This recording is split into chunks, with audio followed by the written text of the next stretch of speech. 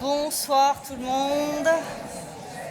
Un grand merci à vous tous et toutes d'être venus jusqu'à nous, jusqu'à la Bellevilloise, d'avoir bravé les éléments pour assister à cette soirée. Alors c'est vrai, quand on a eu l'idée de faire cet événement, c'était le moment où les températures étaient en train de baisser, c'était la fin de la deuxième canicule, et on s'est dit, il ne faut pas qu'on tourne cette page comme ça, il faut qu'on arrive à marquer le coup pour montrer la responsabilité des décideurs dans ce qui est en train de nous arriver.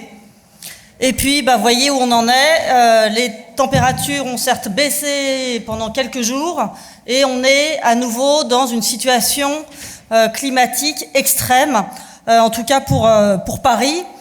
Il y a un moment en plus où maintenant les incendies enflamment à peu près tout le territoire, en tout cas dans le sud.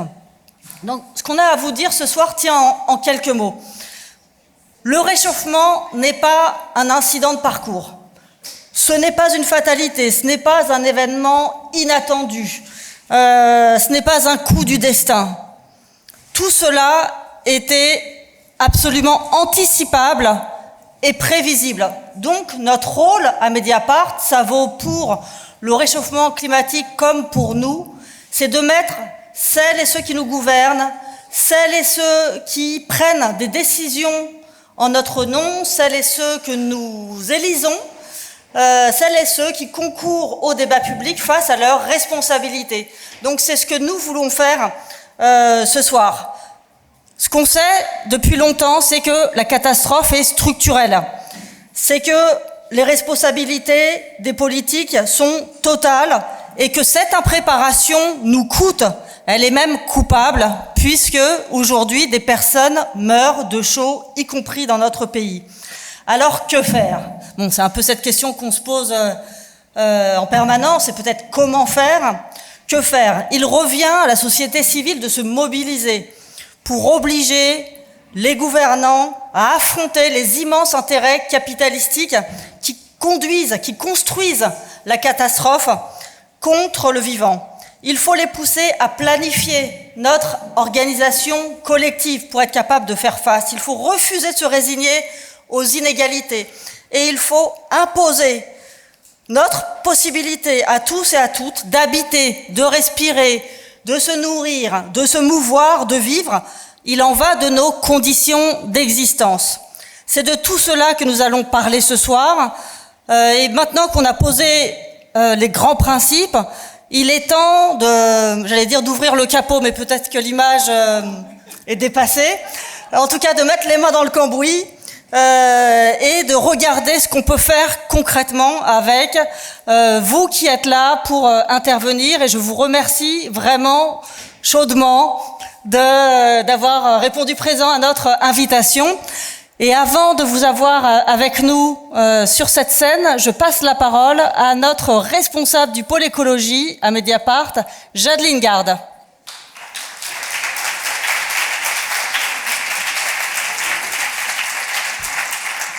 Bonsoir à toutes et à tous. Merci beaucoup à Karine Fouteau, présidente de Mediapart, d'être venue introduire la soirée et cette discussion importante qui nous tient à cœur. Et on est très touchés que vous soyez si nombreuses et si nombreux à être venus ce soir.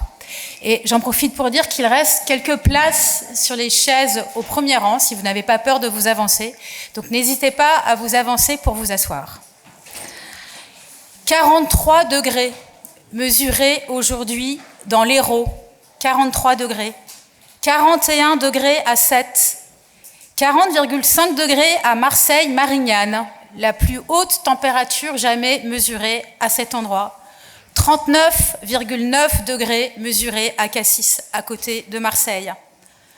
Environ 7800 hectares déjà brûlés en France au cours des 8 premiers jours de juillet, c'est-à-dire quasiment le double de ce qui avait été brûlé à la même époque en juillet de l'année dernière. Et notamment un incendie d'une ampleur inédite dans la Drôme, près de la ville de Die, qui a déjà détruit 2500 hectares, dans un territoire qui est si peu habitué à subir de si graves feux. Il y a donc les chiffres qui choquent et qui effraient. Il y a les records historiques qui tombent. Juin 2026, le mois de juin le plus chaud jamais enregistré en France, avec une température moyenne de 22,7 degrés. La canicule de juin 2026 est exceptionnelle, car ces températures étaient particulièrement notables du fait qu'elles se soient déroulées en juin et non pas en août, comme en 2003, lors de la première, finalement, grande canicule désastreuse en France du début du XXIe siècle. Donc il y a ces records et il y a ces chiffres, et il y a la réalité systémique, incontournable et irréversible qu'ils révèlent. Le dérèglement climatique est là, il nous frappe fort, plus tôt et plus brutalement, sans doute, que certains l'avaient imaginé. Le changement climatique est un phénomène global, il touche tous les continents et tous les océans, mais il se manifeste aussi différemment d'une région à l'autre. Et je vais juste donner quelques éléments concernant la France et pour expliquer pourquoi est-ce que la France est particulièrement concernée par le dérèglement climatique. Puisque la France se réchauffe plus vite que la moyenne planétaire. La hausse de ces températures pourrait atteindre 4 degrés d'ici la fin du siècle, si la température globale au niveau du monde atteint plus 3 degrés. Et ceci, plus 3 degrés pour le monde, plus 4 degrés pour la France, si les politiques climatiques mondiales restent inchangées. C'est évidemment contre ça qu'on essaye toutes et tous d'œuvrer, mais en tout cas, ce n'est pas certain. Et donc, si cette tentative d'action échoue, c'est ça la réalité dans laquelle ce pays et ses habitantes et habitants, humains et non humains, vont se retrouver. En France métropolitaine, le réchauffement a déjà atteint plus 1,7 degré sur la dernière décennie par rapport à la période 1850-1900, selon la trajectoire de référence qui sert donc de référence au plan national d'adaptation.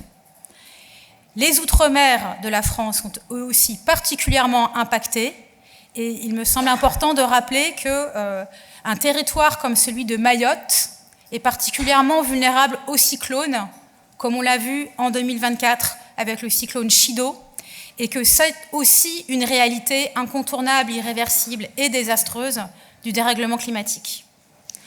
En France métropolitaine, pendant la période 2015-2024, les températures moyennes ont augmenté de 2,1 degrés par rapport à la période 1900-1930. Cette hausse est supérieure à celle observée à la moyenne mondiale, qui est de plus 1,2 degré. Et ce n'est pas pour faire du fétichisme des chiffres. C'est pour dire que quand bien même la France est un pays riche, puissant, industriel, avec plein de moyens financiers, il n'en reste pas moins que c'est aussi un pays très vulnérable et dont les habitantes et habitants sont très inégaux face à cette vulnérabilité. Et c'est quelque chose qu'il ne faut jamais oublier quand on parle de dérèglement climatique. En France, peut-être un dernier chiffre, 1,5 million de personnes sont menacées par les submersions. Et cette France, comme on le sait, se trouve sur un continent, qui est le continent européen, qui est lui aussi l'un des territoires les plus riches et les plus puissants du monde. Et pour autant, depuis les années 80, l'Europe s'est réchauffée 2 fois plus vite que la moyenne mondiale.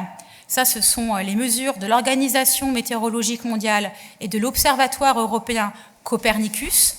L'Europe s'est déjà réchauffée de 2,3 degrés depuis l'ère pré-industrielle, alors que pour la moyenne mondiale, on estime que c'est entre 1,2 et 1,3 degrés de plus. L'Europe est le continent qui se réchauffe le plus rapidement et les conséquences en sont déjà très graves. Et pourquoi est-ce que cela se passe comme ça? D'abord parce que la fonte des glaces diminue l'albédo, c'est-à-dire la capacité de la Terre à renvoyer les rayons du Soleil, et donc ça concerne en particulier les régions les plus au nord de l'Europe, ainsi que les pays d'Europe centrale et orientale qui ont, du fait de leur situation géographique, beaucoup, en tout cas, avaient de la neige et de la glace, donc ils subissent en particulier une diminution de leur enneigement. Et l'autre raison principale, c'est que les sols se réchauffent plus vite que les océans, quand bien même les océans et les mers se réchauffent également énormément et sont terriblement impactés par cette hausse des températures. Nous sommes donc entrés dans le temps des canicules. Et donc, comme le disait Karine Fouteau juste avant, le monde d'avant, où l'on ne pouvait pas mourir de chaleur en France, ne reviendra plus. Pour autant, l'esprit de cette soirée n'est pas celui du désespoir, ni celui du découragement. Des propositions existent, des solutions existent et des sursauts sont nécessaires. Et c'est pourquoi, lorsque les températures vont baisser à la rentrée de septembre, quand les feux vont s'éteindre, enfin, il ne faudra pas tourner la page de la canicule. En cette année si particulière, à quelques mois d'une élection présidentielle déterminante, est-il possible de perturber la campagne présidentielle en l'obligeant à faire des bouleversements climatiques et de la nécessité de faire muter notre système politique, notre économie et nos imaginaires pour atterrir dans un monde de baisse drastique des gaz à effet de serre et un monde de la sobriété énergétique? C'est le pari de cette soirée. C'est pourquoi nous avons invité plusieurs personnes. Dans un premier temps, 7 personnes que nous avons estimées remarquables par la force des propositions qu'elles défendent. Elles vont donc, chacune à leur tour, présenter une mesure d'urgence, une mesure d'action.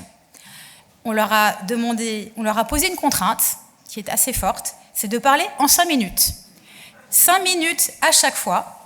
Pourquoi? De manière à ensuite avoir du temps d'échange avec vous, puisque l'idée, encore une fois, de cette soirée est vraiment de pouvoir discuter, débattre et faire entendre d'autres propositions qui sont portées par vous qui êtes dans la salle. Les personnes qui sont en tribune n'ont pas la réponse à tout, et les solutions et propositions qu'elles vont présenter ne sont pas la réponse à tout. Simplement, elles nous ont paru particulièrement pertinentes, percutantes dans le contexte dans lequel nous sommes. Et ensuite, il y aura une deuxième partie de soirée, de discussion, qui s'organisera autour d'une table ronde sur l'extrême droite, le péril de plus, puisque, comme personne ici ne l'ignore, toutes ces discussions et toute cette situation et toute cette catastrophe finalement climatique que nous subissons se fait dans le contexte, 1, d'une montée des autoritarismes dans le monde entier, 2, d'un risque d'accession au pouvoir de l'extrême droite l'année prochaine, et qu'il n'est pas possible, pas intelligent et pas pertinent de séparer les discussions. Et donc nous sommes très heureux d'avoir avec nous pour cette discussion, qui arriveront tout à l'heure, Ashraf Manar du collège de Destin Lié, qui voilà, on discutera avec lui tout à l'heure, ainsi que Youmni Kezouf, qui est journaliste à Mediapart et qui suit en particulier les extrêmes droites. Sans plus tarder, j'invite donc les premiers intervenantes et intervenants à me rejoindre sur scène. Donc je vous présente Maïder Olivier de la Fondation pour le logement. Tu peux nous rejoindre. Lucas Chancel, co-directeur du laboratoire sur les inégalités mondiales à l'École d'économie de Paris et professeur à Sciences Po. Diane Strauss de l'ONG Transport and Environment. Swan Baumier de Bloom. Marie Le Mélédo et Elsa Ingrand de Notre Affaire à tous. Et enfin, Julien Leguet de Bassine Non Merci. Et avant de leur céder la parole, j'ai envie de vous dire qu'avec elles et eux, quelque part, le monde d'après est déjà là. Alors, je sors ma montre. Nous allons donc commencer avec Maïder Olivier de la Fondation pour le logement et qui va nous présenter en 5 minutes la proposition « Pas de volet, pas de loyer ». Comme tu préfères, soit là, comme tu es à l'aise. Bonjour à toutes et à tous. Bonjour tout le monde. En effet, moi je vais vous parler un peu droit au logement et en quoi la question de la politique du logement est intrinsèquement liée à celle de l'adaptation aux canicules. Donc pour vous donner quelques chiffres, les canicules en France ont tué 40 000 personnes depuis 2017 et Santé publique France vient de sortir des chiffres très provisoires de la canicule de juin et le bilan atteste d'une surmortalité de plus de 30%. Et surtout, ce qui est intéressant, c'est que pour la première fois, Santé publique France le dit clairement, la majorité des décès de la hausse de cette surmortalité a eu lieu à domicile avec une hausse de 90%. Donc l'adaptation au changement climatique, c'est bien une question de politique du logement. Mais c'est aussi important de le rappeler, du coup, puisque c'est une question de politique publique, ça veut dire que ces canicules mortelles, les bilans qu'on a chaque année, il ne faut pas s'y habituer, ce n'est pas des fatalités. Les canicules tuent parce que, notamment, les logements ne protègent pas. Parce qu'en France, encore aujourd'hui, il y a plus de 40% des logements qui n'ont pas de volets sur les façades exposées au soleil. Parce qu'on a des jeunes qui habitent dans des petits logements sous les toits, et des moins jeunes d'ailleurs, où on ne peut pas aérer la nuit. Parce qu'autour des logements, et surtout dans les quartiers populaires, il n'y a que du béton et du bitume. Et en fait, au-delà des morts, parce qu'on ne devrait pas s'offusquer de la situation et s'indigner que parce qu'on a des bilans mortels, mais en fait, au quotidien, c'est source de souffrance. On ne dort plus, vous devez sûrement, certains d'entre vous, être concernés. Les gens redoutent de rentrer chez eux, d'être incapables de bouger. Certains me disent, voilà, moi je suis léthargique toute la journée, notamment des personnes âgées, malades. Certains font des malaises, de l'hyperthermie. Les personnes qui ont des traitements, notamment des traitements psy, sont particulièrement à risque. Et l'année dernière, il y a eu 24 000 recours aux soins d'urgence liés à la canicule. Alors, c'est absolument grave en termes de bilan humain, mais c'est aussi, et je pense que le gouvernement actuel y est très sensible, des coûts financiers, tous ces recours aux soins. Alors, les différents gouvernements, certains médias et des lobbies veulent nous faire croire qu'on est tous logés à la même enseigne en matière de canicule, qu'en fait, on est tous dans le même bateau, là, dans la situation actuelle, et surtout qu'on ne pourrait rien faire d'autre qu'installer des clims partout. Le Rassemblement national en première ligne pour faire le lien avec la table ronde d'après. Et en fait, c'est archi faux sur ces deux points. D'abord, avant de parler de la clim, il y a tellement de gestes simples, sobres, par lesquels il faudrait commencer. Puisque aujourd'hui en France, on a un logement sur deux qui est une bouilloire thermique. Et sur la base de cette définition, c'est qu'en fait, on regarde les logements, et c'est des logements qui n'ont pas tous les gestes un peu minimaux pour protéger de la chaleur. On parle de volets, on parle d'isolation des toitures, de brasseurs d'air, etc. Sur le deuxième point, sur le fait qu'on est toutes et tous logés à la même enseigne, parce qu'il n'y a pas que Yann Barthès qui l'a dit, c'est, encore une fois, tous les chiffres montrent le contraire. La part de ceux qui souffrent de la chaleur dans leur logement est 2 fois plus élevée parmi ceux qui gagnent moins de 1 000 € par mois par rapport à ceux qui gagnent plus de 2 500 €. Elle est aussi beaucoup plus élevée chez les locataires que chez les propriétaires. Idem quand on regarde les chiffres chez les habitants des quartiers populaires par rapport au reste de la France. Lors de la canicule de 2003, et ça c'est une réponse pour le coup très directe à Yann Barthès, le fait d'habiter dans une chambre sous les toits avait multiplié le risque de décès par 4. Les cadres, alors on est aussi donc inégalement exposés, mais on est aussi très inégaux dans notre capacité à se protéger, puisque les cadres sont 2 fois plus équipés en climatisation que les ouvriers. Et en fait, plus on est précaire, plus on va avoir tendance à se tourner vers des équipements pas chers, qui sont pas chers à l'achat, mais qui coûtent très cher à l'utilisation, et donc qui aggravent un phénomène de précarité énergétique. Alors du coup, c'est important de se demander comment est-ce qu'on en est arrivé là. Pourquoi on est en 2026 et on est encore en train de parler de volets ? Pendant très longtemps, on a construit nos villes, nos logements, sans prendre en compte le climat qu'on connaît aujourd'hui. Ce qui est intéressant, c'est qu'on s'est aussi désadapté. On a perdu parfois des architectures plus anciennes qui permettaient de faire de l'ombre naturellement en ville. Il y a notamment des villes comme Paris qui ont perdu un très grand nombre de volets. Alors on a fait la modernité, le tout béton, le tout vitré, mais du coup on s'est désadapté au climat actuel.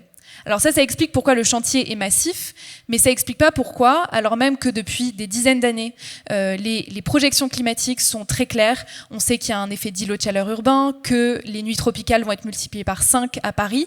Ça explique pas pourquoi on en est encore aujourd'hui, pourquoi nous, très concrètement, on est encore, il y a quelques jours, avec le ministre du Logement, à négocier un droit au volet pour les locataires.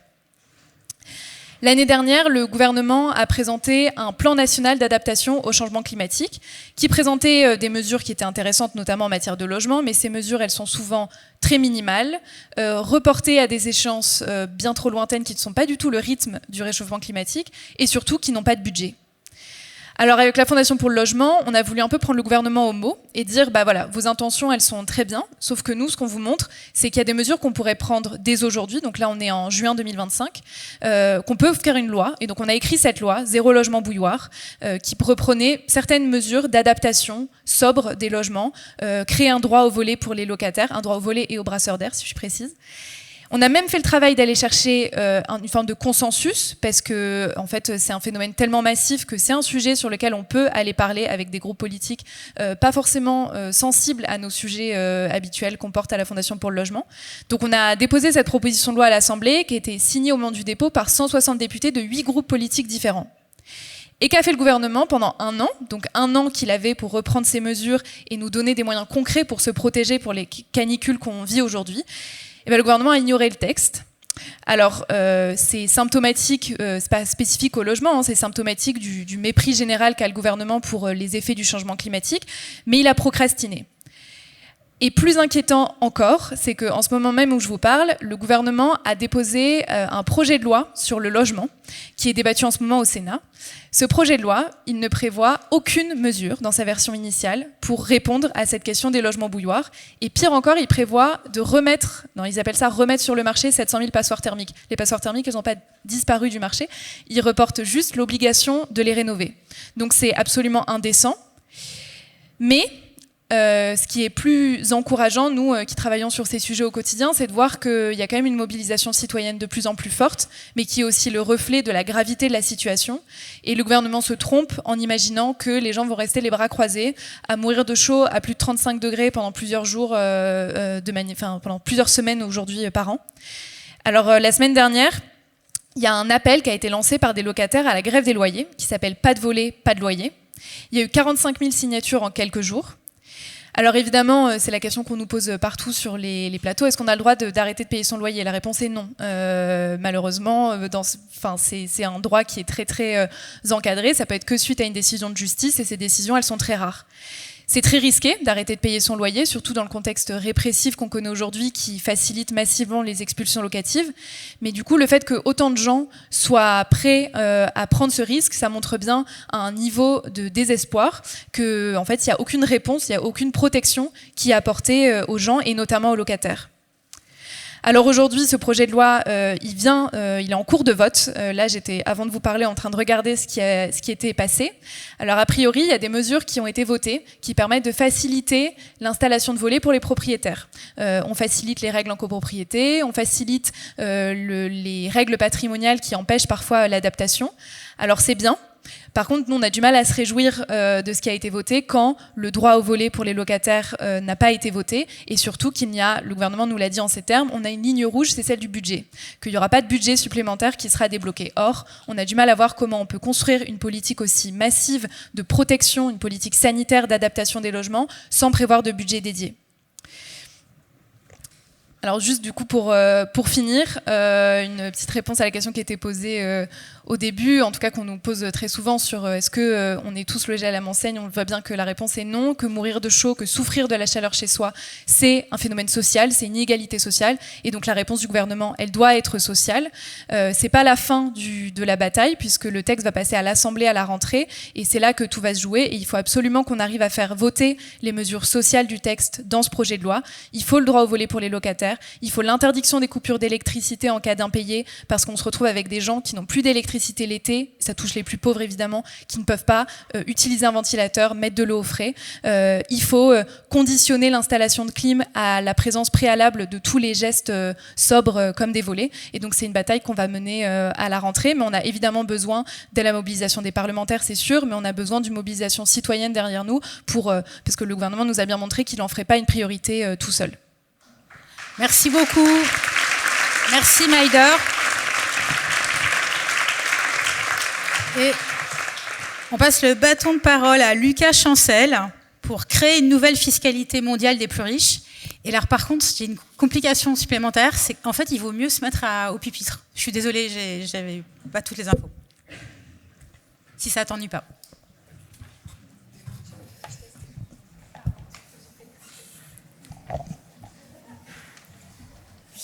Bien, bonsoir à toutes et à tous.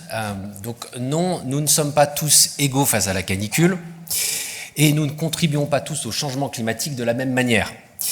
Les plus modestes sont les plus touchés, moins bien logés, moins bien protégés et moins bien soignés. Et les plus aisés y contribuent de façon disproportionnée. En moyenne, plus on est riche, plus on émet. Alors maintenant, que fait-on? Ma proposition tient en un mot, redistribution. S'adapter et réduire nos émissions à un coût immense, chiffré selon certaines études à 90 milliards d'euros par an en France. La vraie question, c'est de savoir qui paye. Et la France n'a jamais été aussi riche, pourtant notre gouvernement n'a jamais été aussi pauvre.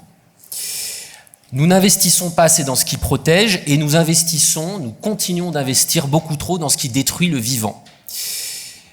Alors, on dépense des fortunes à réchauffer la planète, il nous manque des moyens pour rénover une école, pour rafraîchir un hôpital, pour aider un ménage à se passer de sa voiture thermique. Comment est-ce que c'est possible ? Un chiffre.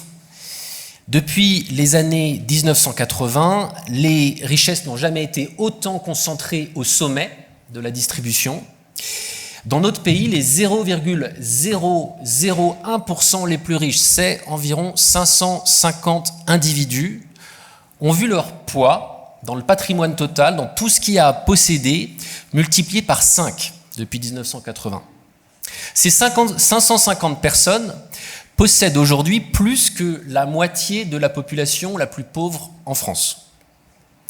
Et ces plus aisés, ces plus riches ont un taux d'impôt plus faible que les classes moyennes et que les classes populaires. Et les entreprises qu'ils possèdent ont elles-mêmes un taux d'impôt qui est plus faible que celui des petites et moyennes entreprises.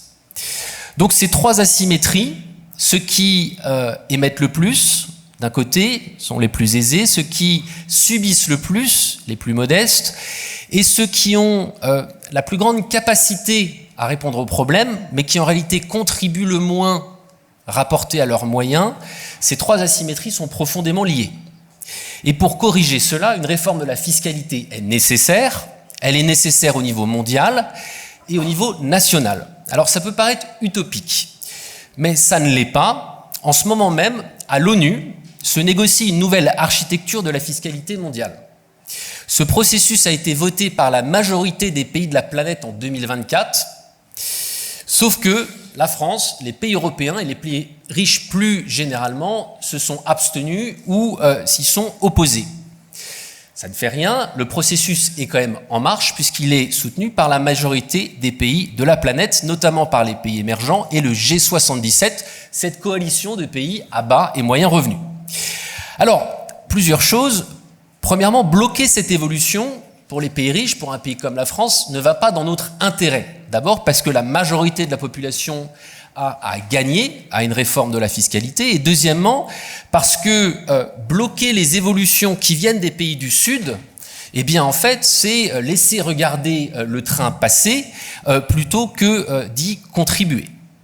Alors, la bonne nouvelle ici, c'est que nous n'avons pas nécessairement à attendre un accord mondial pour agir. Nous pouvons commencer dès aujourd'hui. Nous pouvons faire contribuer les plus grandes fortunes à travers un impôt plancher sur le patrimoine, la taxe Zuckman.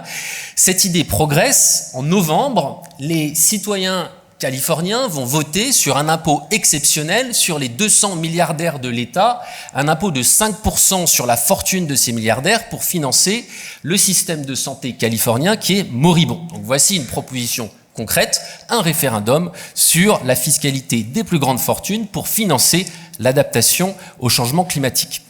Nous pouvons aussi faire contribuer les super profits pétroliers, ceux qu'ont fait naître la guerre en Iran, qui n'a jamais fini de recommencer, et la fermeture du détroit d'Ormuz. Le gouvernement polonais vient de décider de voter une loi qui impose à 60% ces super profits pétroliers liés à la crise énergétique.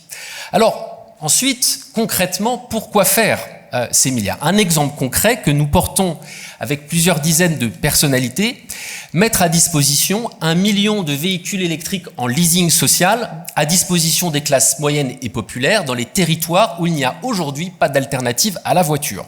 Le coût, c'est 5 milliards d'euros par an pendant 3 ans et on peut tout à fait financer cela dès cette année. Donc, voici ce qu'on peut faire dès maintenant pour adapter notre société aux canicules qui viennent. Pour empêcher que ces canicules se multiplient encore, il faut financer la transformation de notre économie en profondeur. Et pour cela, il nous faut plus de redistribution. Il nous faut un système fiscal enfin pensé pour le XXIe siècle et pour ces problèmes. On n'a pas décidé de la situation dans laquelle on est, mais on peut décider qui doit payer. Merci beaucoup.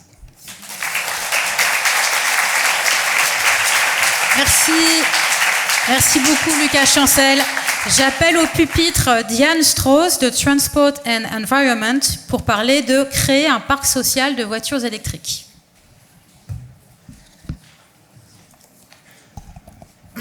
Bonjour, bonsoir à tous. Alors en effet, aujourd'hui, je vais vous parler parc social automobile et comment on fait pour donner accès à la mobilité à tous. Mais cette proposition, elle va surtout illustrer quelque chose d'autre. Elle va illustrer comment on fait une nouvelle génération de politiques climatiques pour réduire nos émissions de CO2 et chaque degré compte, vous le savez.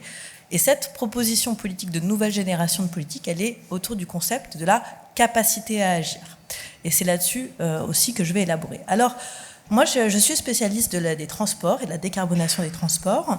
Et on a vu ces dernières années que la voiture, c'était un peu le laboratoire de la transition. C'est 15% des émissions de CO2 en France, c'est 60% des déplacements quotidiens. Et ces 10 dernières années, elles nous ont donné une leçon. Cette leçon, c'est que faire des politiques publiques sur les individus de manière différenciée, c'est profondément injuste. C'est injuste parce que la plupart des gens, des personnes, des Français, n'ont en fait pas vraiment de marge de manœuvre pour changer leur comportement. Quand vous prenez la voiture, par exemple, la plupart des ménages qui habitent en milieux ruraux et périurbains sont très dépendants de la voiture. Ils doivent l'utiliser quotidiennement pour aller au travail, déposer leurs enfants, aller faire les courses, etc. Et comme 80% des ménages, ils achètent leur voiture sur le marché de l'occasion. Et jusqu'à très récemment, il y avait assez peu de voitures électriques sur le marché de l'occasion, donc ils n'étaient pas en capacité de se décarboner. C'est encore plus vrai pour les ménages précaires, parce que même maintenant qu'il y a des voitures électriques sur le marché de l'occasion, elles restent trop chères pour eux, et donc ils vont devoir attendre d'avoir une voiture électrique quand elle sera de troisième main, c'est-à-dire qu'un ménage va pouvoir la revendre une deuxième fois sur le marché de l'occasion. On voit donc que faire reposer la transition sur les individus, c'est profondément injuste. Les plus riches se décarbonent, achètent des voitures électriques, et les plus pauvres restent dépendants des variations du prix du carburant qu'on a vu avec la fermeture du détroit d'Ormuz. Il faut donc définir une nouvelle génération de politique climatique. Cette génération, elle est autour du concept de capacité à agir. Comment est-ce qu'on fait pour donner aux ménages la capacité à agir pour changer leur comportement? Alors, sur la mobilité, c'est assez simple. Déjà, l'État pourrait donner des alternatives à la voiture. En milieu rural et en milieu périurbain, pour le moment, il existe très peu de ces alternatives. Il est possible de développer des pistes cyclables, il serait possible de développer un réseau de transport en commun sur la route, toutes les 15 minutes, avec des axes dédiés qui permettent d'utiliser la route comme on utilise un TER. Ça, ce serait tout à fait possible. Pour le moment, ça n'est pas encore fait. Ensuite vient la proposition d'un grand parc social qui va aller identifier ces gens qui, comme on disait, n'auront pas les moyens d'acheter une voiture électrique. Et notre proposition, c'est de mettre à l'échelle ce projet d'Emmanuel Macron de leasing social, qui est un projet assez restreint. Pour le moment, ce que propose le leasing social, c'est 50 000 voitures par an à 100 € pendant 3 ans. Mais que va faire le bénéficiaire au bout de 3 ans? Il va devoir rendre sa voiture, et qu'est-ce qu'il va faire? Ce qu'on propose, c'est vraiment une mise à l'échelle où l'État achète plus de 100 000 voitures par an chaque année, il met à disposition une voiture à loyer modéré de 100 à 120 € par mois pendant 11 ans, et il crée ce dispositif de manière pérenne jusqu'au moins les 20 prochaines années. Et ça permet, avec la même manne financière, de financer 1 700 000 voitures et bénéficiaires. Alors, quels sont les intérêts de ce système? Il y en a beaucoup. Déjà, l'État achète les véhicules, donc il peut négocier les prix avec les constructeurs. Ensuite, ça crée de l'emploi en France, parce que les constructeurs, ils savent qu'ils vont avoir une demande de voitures, et donc ils peuvent créer de l'emploi, créer des voitures supplémentaires. Les bénéficiaires, eux, qui sont des gens précaires, vont avoir accès à une voiture électrique qui coûte moins cher pendant 11 ans. Tout ça pour le même coût que ce qui est fait actuellement. Donc ça, c'est vraiment une mesure qui va aller chercher et s'interroger sur la capacité à agir des gens et comment on peut les aider à passer vraiment à la solution décarbonée. J'ai un dernier grand message à passer sur les nouvelles générations de politiques publiques autour de la capacité à agir, c'est qu'il y a un certain nombre d'acteurs qui sont en capacité d'agir et que pour le coup, il faut que l'État organise leur transition. Ces acteurs en capacité d'agir, par exemple dans le transport, ce sont les constructeurs automobiles. Ce sont eux qui font des voitures électriques et qui doivent faire des voitures électriques pas chères. Pour ça, il y a une réglementation qui s'appelle la réglementation européenne sur les émissions de CO2 des constructeurs. La réglementation européenne, elle est très importante, la réglementation de manière générale. D'autres acteurs qui sont en capacité d'agir, ce sont les grandes entreprises. Elles achètent la moitié des voitures neuves chaque année. Et maintenant, vos entreprises, elles ont une obligation d'électrifier leur flotte. Quand on regarde la capacité à agir sur les différents secteurs, en fait, on identifie différents acteurs qui sont réellement en capacité d'être le moteur de la transition et qui ne sont pas nécessairement les individus, qui ne sont surtout pas les individus les plus précaires. Et quand on fait le bilan sur les autres secteurs, on voit que cette démarche, elle peut s'appliquer à de nombreux secteurs. Elle est vraie dans l'agriculture. Par exemple, les distributeurs sont des acteurs très importants. Elle est vraie dans le transport de marchandises. Les grandes entreprises qui sont responsables du transport de marchandises n'ont toujours aucune obligation. C'est vrai pour la canicule. Finalement, ce qu'on a vu, c'est que le système D, c'était le système le plus injuste et qu'il faut aller poser la question aux bailleurs sociaux, aux constructeurs de neufs, de comment est-ce qu'on s'adapte. Et donc finalement, la nouvelle génération de politique publique climatique, c'est vraiment aller s'interroger, se dire, on sort de la logique du consommateur. Ce n'est pas à l'individu de faire des efforts, c'est vraiment maintenant à l'État de piloter la transition sur les acteurs qui sont en capacité d'agir. Merci. Merci beaucoup. Merci beaucoup. On voit en plus la cohérence finalement entre les deux dernières interventions. Je propose maintenant à Swan Baumier de Bloom de s'approcher du pupitre et pour nous parler de comment faire pour empêcher les entreprises basées en France de développer de nouvelles extractions fossiles partout dans le monde. Bonjour à toutes et à tous. Ma question est simple, êtes-vous prêts à vivre 3 mois par an avec Météo France qui place des régions entières en alerte rouge, canicule et incendie, avec les agriculteurs qui voient leur culture brûler et leurs élevages décimés? Êtes-vous prêts à vivre 3 mois par an dans votre cave ou dans un logement transformé en étuve? Si la réponse est oui, alors continuons comme ça. Mais sinon, on a une proposition très simple à vous faire. C'est l'adoption d'une loi d'urgence climatique. Mais avant cela, faisons un pas de côté. Nous sommes en train de vivre en Europe occidentale, toutes et tous en ce moment, et depuis plusieurs semaines maintenant, dans notre chair, les conséquences du dérèglement climatique. On a appris que des mamans ont accouché dans des salles de naissance où il faisait plus de 40 degrés. On a appris que des bébés étaient en hyperthermie alors qu'ils n'étaient âgés que de quelques heures. Tout le monde a, logiquement, embrayé sur l'adaptation. Et l'adaptation, elle est nécessaire, et on l'a vu là, elle est cruciale. Mais l'adaptation n'a de sens que si nous traitons également le problème à la racine. Tout simplement pour éviter le pire. Parce qu'aujourd'hui, au niveau mondial, nous sommes à 1,37 degrés de réchauffement climatique, et c'est déjà catastrophique pour l'ensemble des habitants d'Europe occidentale en ce moment. L'enjeu, il est très simple. C'est comment s'assurer qu'au moment où nous allons atteindre la neutralité carbone, en 2040, 2045, 2050, même 2060 si c'était nécessaire, mais comment à ce moment-là, le stock de CO2 sera suffisamment faible dans l'atmosphère pour être nettement en dessous des 2 degrés et surtout pour être le plus loin possible des points de bascule. La calotte glaciaire, les courants océaniques, la savanisation de l'Amazonie, etc. En 2021, le GIEC et l'Agence internationale de l'énergie nous ont alertés et nous ont dit « Nous n'avons plus besoin d'aucun nouveau projet fossile ». À la COP28 qui se tenait à Dubaï, les États se sont mis d'accord ensemble pour sortir des énergies fossiles et atteindre la neutralité carbone en 2050. Mais depuis la COP28, nous avons fait les calculs, Total Energy a annoncé 45 nouveaux projets fossiles dans 26 pays. Et depuis la COP28, sur ces 45 nouveaux projets fossiles, nous avons 15 nouvelles campagnes d'exploration pour trouver de nouveaux gisements de pétrole et de gaz. Ce que Total Energy appelle sa stratégie climat, c'est un synonyme de milliards de morts et c'est aussi synonyme, et Adrien Bilal l'a montré, de la destruction d'ici la fin du siècle de la moitié du PIB mondial.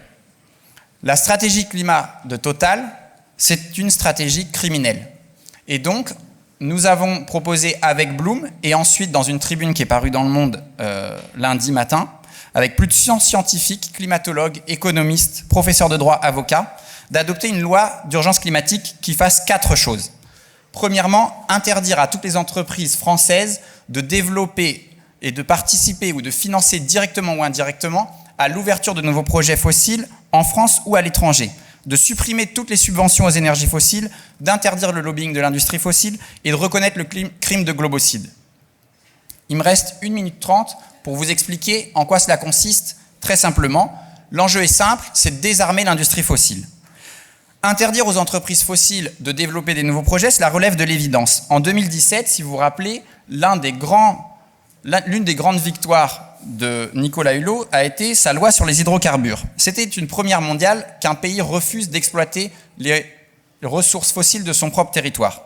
Le seul problème de la loi Hulot, c'est qu'elle a un énorme trou dans la raquette, une énorme hypocrisie, c'est qu'elle interdit aux entreprises d'exploiter et de faire de l'expansion fossile en France, mais elle n'interdit pas aux entreprises françaises de faire de l'expansion fossile à l'étranger. Et c'est comme ça qu'on se retrouve aujourd'hui avec Total Energy qui a des projets d'expansion dans plus de 50 pays, dont 45 depuis la COP28. C'est comme ça qu'on voit Total Energy développer dans l'indifférence générale la plus grosse bombe climatique au monde, le projet Northfield East au Qatar. C'est comme ça qu'on voit les banques françaises financer à hauteur de 16 milliards de dollars en 2025 l'expansion fossile à travers le monde. L'interdiction, elle est très simple à mettre en œuvre. On l'a déjà fait, c'est déjà écrit dans notre droit de façon générale. Là, c'est simplement une législation qui irait spécifiquement sur l'expansion fossile. Elle s'appelle la loi sur le devoir de vigilance. La loi sur le devoir de vigilance écrit déjà dans notre droit comment encadrer l'activité des entreprises françaises pour leurs activités à l'étranger. Le 24 juin dernier, journée la plus chaude de l'histoire de France à ce jour, Total Energy annonçait ouvrir un nouveau projet fossile aux Émirats Arabes Unis. Si nous avions une loi qui interdisait aux entreprises françaises de participer à l'ouverture de nouveaux projets fossiles, ce projet aux Émirats Arabes Unis serait tout simplement interdit. Les 15 campagnes d'exploration que Total Energy a annoncées depuis 2 ans seraient stoppées.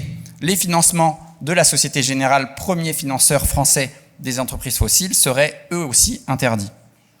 Ensuite, supprimer les subventions d'énergie fossile, c'est très simple. Pour désarmer l'industrie fossile, la première chose à faire, c'est d'arrêter de lui faire des cadeaux. Il faut se rendre compte qu'aujourd'hui, au niveau mondial, on donne 7 000 milliards de dollars en subventions fossiles dans le monde. C'est plus que pour la santé et l'éducation. Et en France, le FMI et le Haut Conseil pour le climat s'accordent sur le fait que chaque année, on accorde entre 10 et 13 milliards d'euros en subventions fossiles. On cherche aujourd'hui 20 milliards d'euros pour le fonds vert pour l'adaptation. L'argent, il est là, il est sous nos yeux. Troisième point, interdire le lobbying de l'industrie fossile. Depuis les années 70, cela a été montré il y a quelques années, Total Energy connaît le caractère climaticide de son activité. Et ils ont investi des milliards en lobbying. L'industrie fossile suit un modèle très simple, c'est celui de l'industrie du tabac. Or, il se trouve qu'en 2003, à l'Organisation mondiale de la santé, l'OMS a adopté une convention pour la lutte anti-tabac qui interdit le lobbying de l'industrie du tabac. Il suffit de répliquer cette disposition pour interdire le lobbying de l'industrie fossile, interdire à Total Energy d'avoir des rendez-vous en tête-à-tête avec des parlementaires, des ministères, etc. Interdire que Total Energy soit membre de la délégation française lors des COP, etc. Dernier point, il faut reconnaître le crime de globocide dans notre code pénal. Günther Anders avait inventé ce terme de globocide en se rendant compte de la menace que représentait la bombe atomique pour l'humanité et pour l'ensemble de la biosphère. Aujourd'hui, il s'agit de reconnaître ce crime de globocide parce que notre droit pénal est défaillant. Le droit pénal actuel, nous n'avons pas les moyens juridiques aujourd'hui pour condamner toute entreprise française qui participe à la condamnation de la vie sur Terre et qui participent et qui nous permettent de répondre aux risques que ces entreprises fossiles font courir à l'humanité et à l'ensemble des écosystèmes sur lesquels notre vie repose.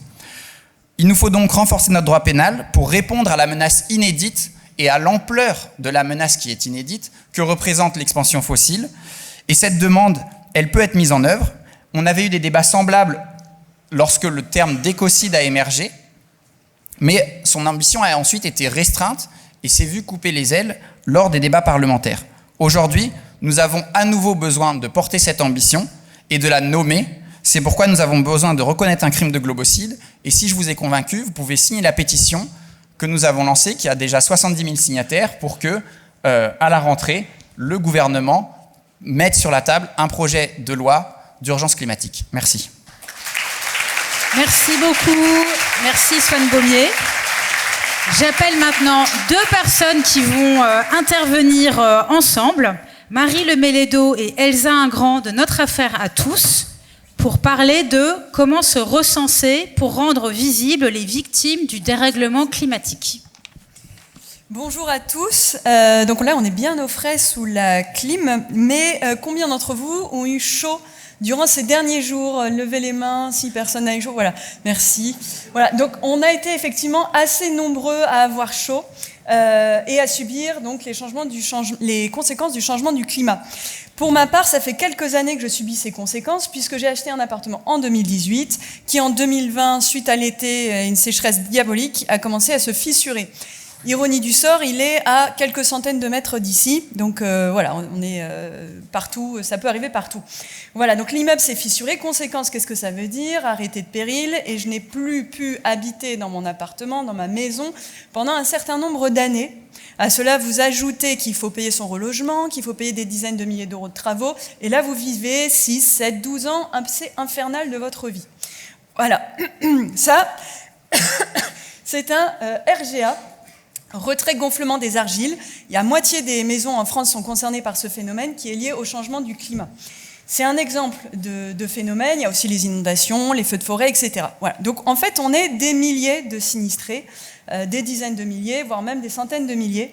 Et il y a à peu près 1 an et demi, avec quelques-uns d'entre eux, on a créé un collectif. Et sous l'impulsion de 3 associations qui sont Oxfam, Greenpeace et Notre Affaire à tous, on a déposé un recours auprès de l'État pour demander que soit réétudié un peu plus sérieusement le plan d'adaptation au changement du climat, voilà, pour mettre en place des mesures de protection de la population et d'envergure. 1,5 ans plus tard, donc aujourd'hui, on lance une 2e initiative que je vais laisser Elsa vous présenter. Merci beaucoup Marie, et puis je salue Mohamed aussi qui est dans la salle, qui fait partie du recours. On est tout un collectif, il y a des personnes du coup dont les logements sont fissurés, il y a aussi un paysan qui perd ses récoltes quand il fait chaud, une personne qui vit à Mayotte et qui a des grosses coupures d'eau potable dès qu'il y a une sécheresse, des personnes qui vivent dans des logements bouilloires où ça monte à 40 degrés. Voilà, donc un collectif où il se passe beaucoup de choses en lien avec le climat, et de travailler dessus depuis plusieurs années maintenant. Un constat qu'on a fait collectivement, c'est que les voix de ces personnes qui sont directement touchées dans leur chair, elles sont très peu écoutées par les personnes qui prennent les décisions. Pour vous donner une idée, donc là ça fait presque 1 an et demi qu'on a lancé ce procès contre l'État, qu'on a sollicité à plusieurs reprises, on a sollicité le gouvernement pour avoir des rendez-vous. Sur ces 1 an et demi, on a eu un seul rendez-vous avec la ministre, et c'était quand? C'était en urgence totale après la dernière canicule. Sauf que, on l'a vu, là, quand tout le monde a levé les mains, le changement climatique, aujourd'hui, ça nous concerne toutes et tous. Évidemment, ça concerne les personnes les plus fragiles encore plus, et elles doivent du coup être davantage protégées. Mais voilà, le changement climatique, c'est devenu une réalité commune. Et du coup, c'est pas normal qu'une expérience qui soit aussi communément vécue soit si peu prise en compte. C'est pas normal qu'en fait, on laisse des ados et des enfants mourir de chaud dans les salles de classe, qu'il y ait des personnes qui accouchent sous 40 degrés dans les maternités, qu'il y en ait d'autres qui sont en train de suffoquer dans leur logement. Et du coup, ces récits et ces réalités, ils doivent être écoutés, ils doivent être entendus, notamment par les responsables politiques. À ce stade, c'est vraiment une question de dignité, c'est aussi une question de survie pour beaucoup d'entre nous. Et puis, ces récits aussi ne doivent pas être oubliés, parce que ce qu'on a constaté ces dernières années, c'est que, une fois que la canicule est passée, on passe à un nouveau sujet, c'est plus du tout à l'agenda politique, et on en reparlera à la prochaine canicule, ou à la prochaine inondation, ou au prochain incendie. Et c'est du coup la raison pour laquelle demain, donc là on vous en parle un peu en avant-première, demain on lance avec du coup tout ce collectif de sinistrés climatiques un grand appel à ce que toutes les personnes qui se sentent touchées dans leur chair ou dans leur vie par le changement climatique se comptent. Concrètement, qu'est-ce que ça veut dire? Ça veut dire que si ces dernières semaines, vous avez souffert de la chaleur, vous avez eu du mal à dormir, votre activité professionnelle, vos loisirs, vos déplacements ont été affectés, vous avez eu des coupures d'électricité, ou si précédemment dans votre vie, vous avez été proche de feux de forêt, vous avez subi des inondations, alors vous êtes concerné par le changement climatique et c'est le moment de partager votre récit parce que ça peut vraiment faire changer les choses. L'objectif qu'on a avec cet outil, ce compteur, c'est de montrer qu'on est des milliers à être touchés par le changement climatique, que c'est un sujet de santé publique et que les responsables politiques doivent nous écouter et doivent agir. Et du coup, je vais profiter là des quelques secondes qui nous restent de présentation pour vous inviter tous et tous à sortir votre téléphone, parce que tout le monde a levé la main au début en disant que vous aviez chaud. Donc je vous invite à sortir votre téléphone parce que le site du compteur, il est déjà en ligne. On l'a déjà envoyé à quelques milliers de personnes qui se sont déjà recensées dessus. Et donc l'URL est très simple. L'URL, c'est secompterpourpeser.org. Secompterpourpeser. Ça prend 30 secondes, vous pouvez expliquer dessus comment vous avez été touché par le changement climatique. Laissez votre témoignage si vous le voulez. Et puis nous, on va utiliser tout ça pour porter ces voix, ces récits et avoir des vraies politiques publiques de protection et d'adaptation qui sont à la hauteur de ce qu'on vit. Et je vous invite vraiment à vous renseigner, à faire tourner cet outil autour de vous parce que ça peut vraiment changer la donne. Merci beaucoup. Merci beaucoup, merci beaucoup. Donc, secompterpourpeser.org. Et nous allons maintenant arriver au dernier moment de cette farandole de propositions en donnant la parole à une personne alors, qui n'est pas encore sur cette tribune car elle va nous rejoindre depuis l'arrière de la salle et vous pouvez déjà vous retourner et voir que Julien Leguet de Bassine Non Merci est présent dans la salle et va venir nous rejoindre sur scène.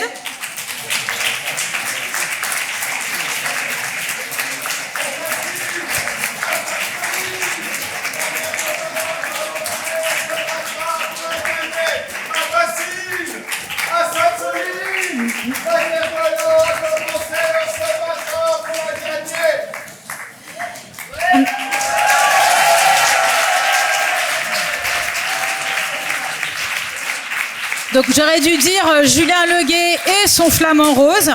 Et j'ajoute juste qu'on est très contente et content que Julien ait pu venir avant d'être sous le coup de son contrôle judiciaire et de son bracelet électronique. Donc nous profitons de sa présence et je lui donne la parole pour parler de comment faire pour mettre en place un vrai plan d'urgence pour les rivières. Merci Jade, et heureusement que le ridicule ne tue pas, je serais mort depuis longtemps. Salut à tous. Désolé, hein. C'est pas Hamza, c'est Jules de Bassine Non Merci. Même si c'est vrai qu'Hamza on a quelques points communs, mais je parle pas que de mon embonpoint. On aime l'eau, on aime en faire profiter tout le monde. Les flics et les médias de Bolloré nous détestent. On est des délinquants, des éco-terroristes. Ça fait déjà une bonne base, non ? Alors ce matin, j'ai pris mon train pour monter à la capitale de mon pays, le Marais Poitevin, le Poitou, Bassine-Land, Sainte-Soline, si ça vous permet de remettre. Je réponds à cette super invitation de la part de Mediapart pour cette soirée incroyable, alors que je suis sur la route pour rejoindre les camarades qui luttent contre le méga projet, méga débile, de méga canal dans les Hauts-de-France, sur les terres du pharaon Xavier Bertrand, et qui organise ce week-end un grand rassemblement du côté de Cambrai, pour sauver l'Oise, les marais et les zones humides, les rivières qui seraient impactées par un tracé de plus de 100 km. Alors, quand Jeanne m'a fait le topo, 6 mesures d'urgence pour faire face à la canicule, 6 personnes représentantes de mouvements, 6 minutes, 5 minutes, une mesure phare, vitale, essentielle, réalisable surtout, s'est imposée. Lancer un grand plan d'urgence, de reconquête, de la qualité de l'eau de toutes les rivières de France pour qu'elle soit de qualité baignable en période de canicule.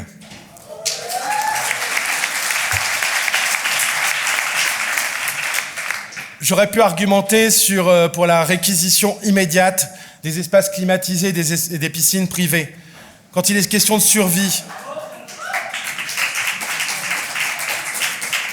Quand il est question de survie, de morts par milliers, un préfet et des gouvernements, s'ils étaient réellement soucieux de la santé et de la survie de toute la population, pourraient mettre en place de telles mesures d'urgence et de bon sens, ne serait-ce que pour mettre à l'abri les plus fragiles d'entre nous, à commencer par les enfants et par les personnes âgées. Dans des conditions exceptionnelles, ces mesures pourraient être activées dès demain, et qu'on ne me parle pas de propriété privée, d'assurance ou de responsabilité. Quand tout le monde crève, ne pas donner accès à sa piscine devrait pouvoir être qualifié de non-assistance à personne en danger.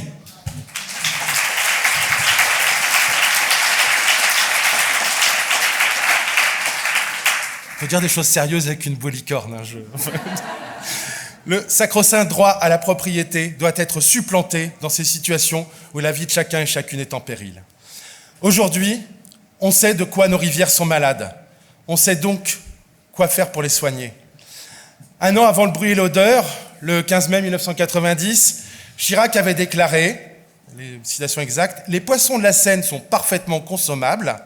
Il avait enchaîné, « J'affirme que l'on peut rendre un fleuve propre et j'ai d'ailleurs indiqué que dans 3 ans, j'irai me baigner dans la Seine devant témoins pour montrer que la Seine est devenue un fleuve propre. » Toujours ce souci de la propreté. Chirac n'aura pas tenu sa promesse, mais il disait en partie vrai, on peut rendre un fleuve propre. Mais la honte, il aura fallu 25 ans et l'organisation des Jeux Olympiques à Paris en 2024 pour qu'une vraie stratégie et des vrais moyens soient effectivement mis en œuvre.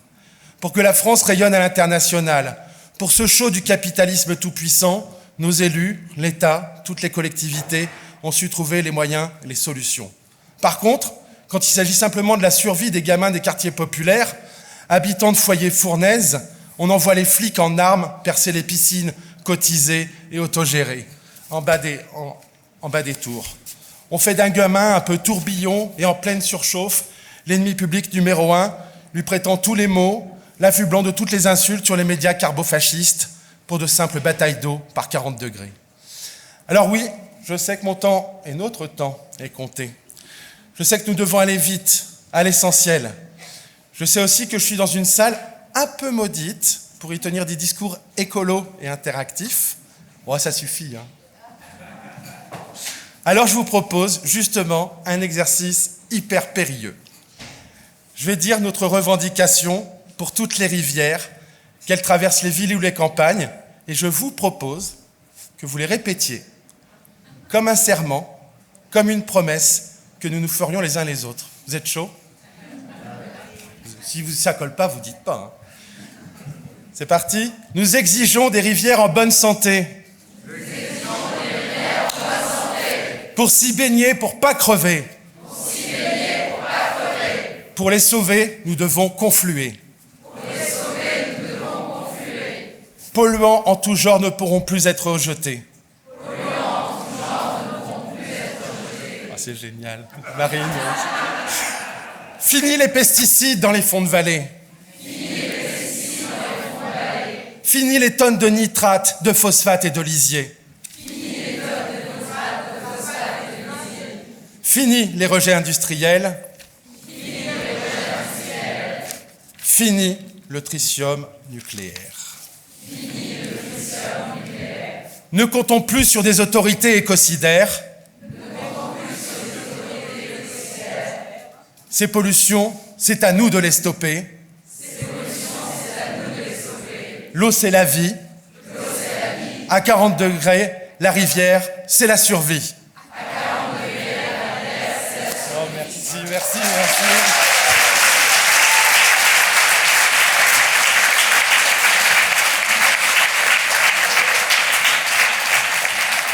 Alors, je lance cette invite. Tous à la manif contre le méga-canal ce week-end du côté de Cambrai. Il y a une manif familiale et des terres qui aura lieu mercredi. Dès demain, ça commence avec un grand village associatif que vous pouvez rejoindre. C'est précisément à Villers-sur-Tertre. Et puis je vais quand même le dire, un grand big up à Mediapart pour le boulot exceptionnel qui a été fait dans le traitement sur Sainte-Soline. Merci Julien et son flamant rose. Nova Savane!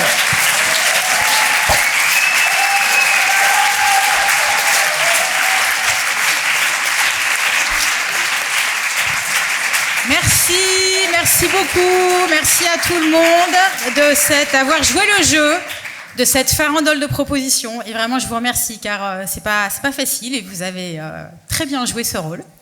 Cela nous permet d'avoir une demi-heure à peu près de discussion avec vous, les personnes qui sont venues, j'arrive plus à parler, les personnes qui sont présentes dans la salle. Donc ce que je vous propose, c'est que tout de suite, sans plus attendre, vous puissiez prendre la parole. Alors, soit pour réagir à ce qui a été proposé, poser une question, enfin voilà, participer à la discussion, soit bien évidemment pour présenter vous aussi des propositions, une proposition, si vous en avez à apporter à la discussion. Je vous demande simplement d'être concis, donc par exemple de ne pas parler 5 minutes, ça c'est le privilège des personnes sur la tribune, et si possible de respecter l'équilibre de genre dans les prises de parole. Merci beaucoup, à vous. Bonjour, moi ma question c'est par rapport au logement. Les bailleurs sociaux et d'autres disent que les architectes ont droit de vie et de mort. Enfin, une fois qu'ils ont fait leur œuvre d'art, il n'y a pas de volet, ça a été une décision d'architecte, on ne peut plus rien faire. Est-ce que dans la loi climatique d'urgence, on ne pourrait pas faire que la loi d'adaptation climatique prévaut sur le joyau de ces architectes et que du coup on a le droit de mettre des volets même si l'architecte il n'en a rien à faire? Et est-ce qu'on pourrait faire dans les lois qu'il n'y a aucun nouveau bâtiment de logement qui est construit sans volet et sans adaptation au climatique? Parce qu'on voit, on voit toutes les entreprises comme la Tour Triangle qui vient, c'est que du verre, mais eux ils mettent la clim. En fait, est-ce qu'on ne devrait pas dans la loi climatique mettre un truc d'urgence où les architectes niet, c'est l'adaptation qui prévaut? J'ai commencé par dire que c'est une bonne question, mais c'est un peu chiant de dire ça parce qu'il n'y a pas de mauvaise question. Mais il se trouve que c'est un sujet qu'on traite beaucoup à la Fondation pour le logement. Je vous ai parlé d'une proposition de loi qu'on a écrite l'année dernière. C'est une des mesures. En fait, on demande le passage de l'avis des architectes des bâtiments de France d'un avis conforme à un avis simple pour la pose de volets. Alors c'est un peu du jargon, mais en fait en réalité aujourd'hui, il y a un logement sur 3 en France qui est situé dans une zone qui est soumise à l'avis des architectes des bâtiments de France, parce qu'on est proche d'un bâtiment historique, parce qu'on a une co-visibilité. Donc en réalité c'est assez énorme. Et donc on demande, il y a un droit de veto en fait, vous avez raison, des architectes des bâtiments de France qui peuvent refuser l'installation de volets. Alors c'est un peu aberrant quand même. Donc nous on propose 2 choses. On demande que dans les missions des ABF, il y ait non seulement la protection du patrimoine, mais aussi la protection des gens qui vivent dans ce patrimoine-là. Que, en fait, dans les avis qu'elles émettent, elles doivent prendre en compte l'habitabilité dans ces logements-là. Et aussi, du coup, qu'on passe à un avis simple, c'est-à-dire qu'elles peuvent donner leur avis sur le projet, mais c'est pas un avis qui est bloquant. Donc, en effet, c'est une mesure qui fait partie de cette proposition de loi. Je peux pas vous dire, parce on a réussi à la déposer par amendement dans le projet de loi qui est débattu en ce moment même au Sénat, mais comme je suis avec vous, je ne sais pas si ça a été adopté.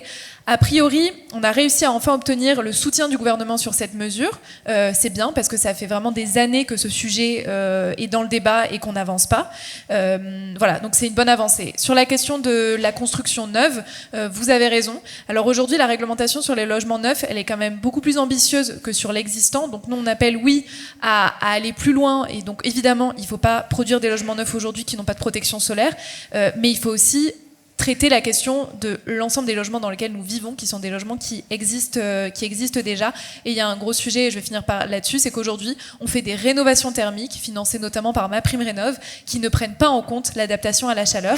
On a des aides publiques, de l'argent public qui financent des rénovations sans mettre des volets, des brasseurs d'air, et ça, c'est un peu aberrant. Donc c'est aussi une des mesures de la proposition de loi qu'aujourd'hui, dans toutes les rénovations globales, notamment financées par de l'argent public, on adapte les logements aux canicules.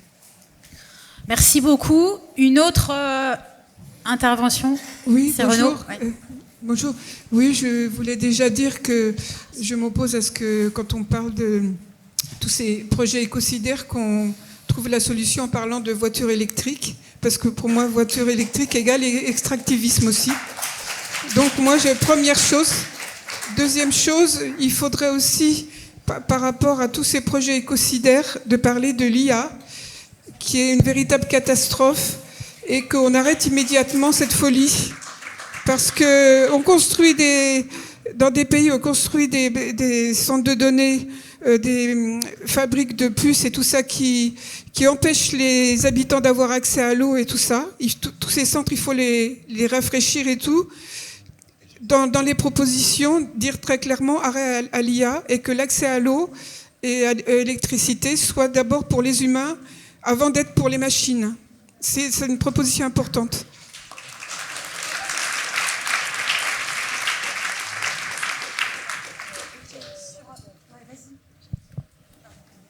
Oui, merci. Alors sur la voiture électrique, c'est un débat qui est très présent en France et je voulais juste revenir sur cette question. Il n'y a pas de voiture propre, qu'elle soit électrique ou qu'elle soit thermique. Par contre, ce qui est vrai, c'est que la voiture électrique, elle réduit 5 fois les émissions de CO2. Ce qui est vrai aussi, c'est que, étrangement ou pas, le débat public, surtout en France, c'est beaucoup orienté sur la question de l'extraction des métaux, qui est une vraie question. Hein. On travaille beaucoup sur la durabilité de l'extraction des métaux pour les voitures électriques. Mais cette question, elle est vraie aussi pour beaucoup d'autres choses qu'on utilise. Il y a beaucoup de métaux, notamment de terres rares, dans les voitures thermiques, dans les ordinateurs, dans les téléphones.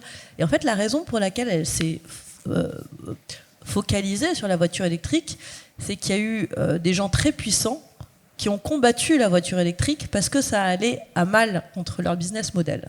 Et ces gens-là, c'était les grandes compagnies pétrolières. Et donc, en fait, il faut bien comprendre qu'il n'y a pas de voiture propre. Il n'y a pas de... Le mieux, c'est de ne pas conduire sa voiture, mais garder une voiture thermique, c'est un peu comme continuer à faire marcher une usine à charbon.